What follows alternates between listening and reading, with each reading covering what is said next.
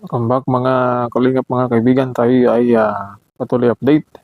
Ito sa panibago na naman ang ating pag-uusapan dito po sa unang vlog o unang live upload ni Beyonce sa kanyang YouTube channel. Inabangan ng lahat itong live ni Beyonce at doon na nga nagkaroon ng dalawang magkasunod na live dahil mahina itong internet signal ni Beyonce. Kaya napuputol itong live. Napansin ng mga netizen, itong live ay hindi nagpakita itong si Beyonce at itinaon na ang mga tao sa Pilipinas ay natutulog. Madaling araw na nag-live itong si Beyonce at ito napansin ng mga netizen itong live na hindi nagpakita ng muka itong si Beyonce. At ang rason kung bakit ay sabi niya mahina ang kanilang internet. Pero ang karamihan ay nagsasabi na nagtatago itong si Beyonce at ayaw magpakita ng muka dahil alam natin na kung magpakita siya ng mukha, siguradong i-record itong kanyang live, kunin at reaksyonan ng mga reaktor. Kaya boses na lamang itong napakinggan.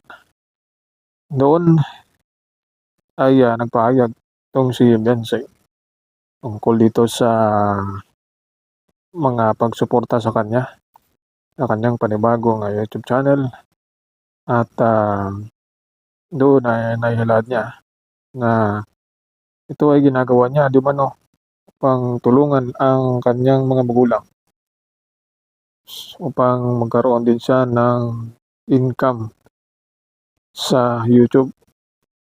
Pero hindi maiwasan na may mapapasok talaga na basher at inaabangan itong kanyang live upang laitin at ibas itong si Beyonce.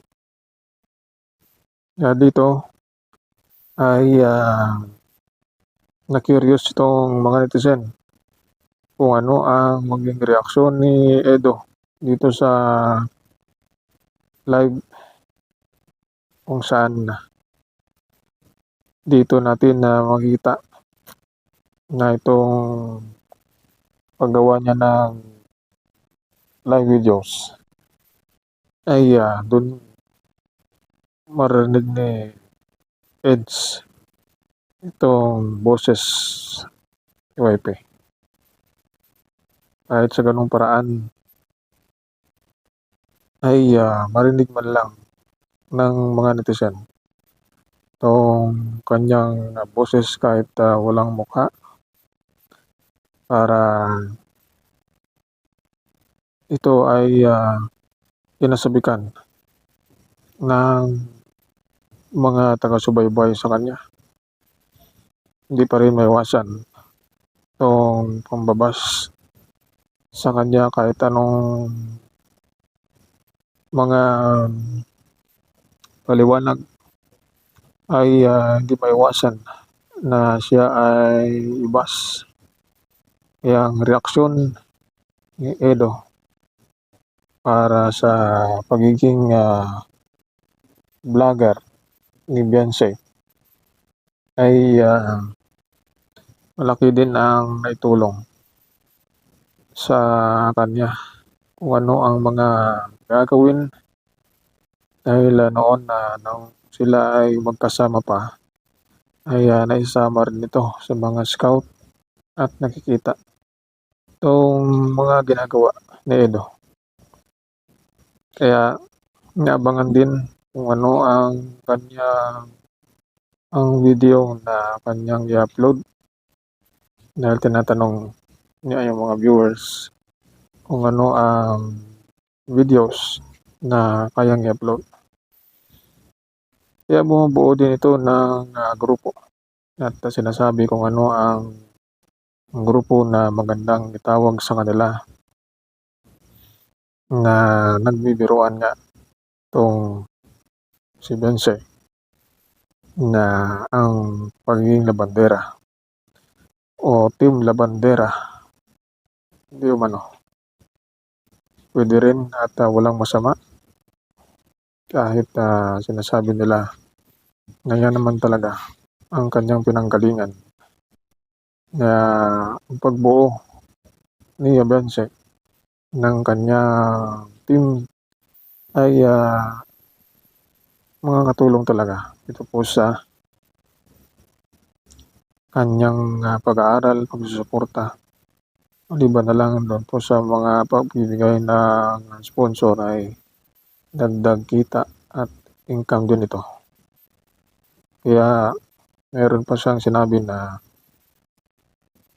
patuloy na siya ay subaybayan na sunod na live dahil may magkakaroon din siya ng live na sunod niya update ngayong araw na abangan din kung magpapakita itong si Beyonce sa kanyang live.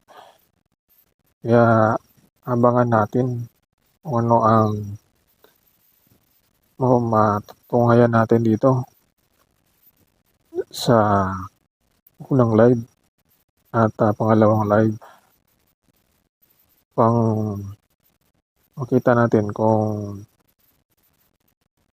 siya ba ay magsasabi ng kapatawaran o hindi o nababanggit niya yung mga tao. Kaya dito napansin na yung team ni Doc Lat ay hindi nabanggit at kahit ang pangalan ni Doc hindi natin alam kung pumasok sa live itong si Doc.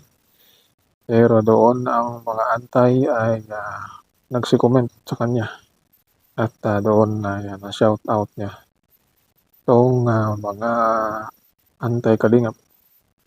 Kaya ito ang pagsubaybayan natin sa sunod. Reaksyonan natin ang sunod niya live kung magkaroon siya ng live. Sabi niya ay mayroong live na gagawin itong araw na ito. Ito ang ating update dito sa unang live ni Beyonce sa kanyang YouTube channel.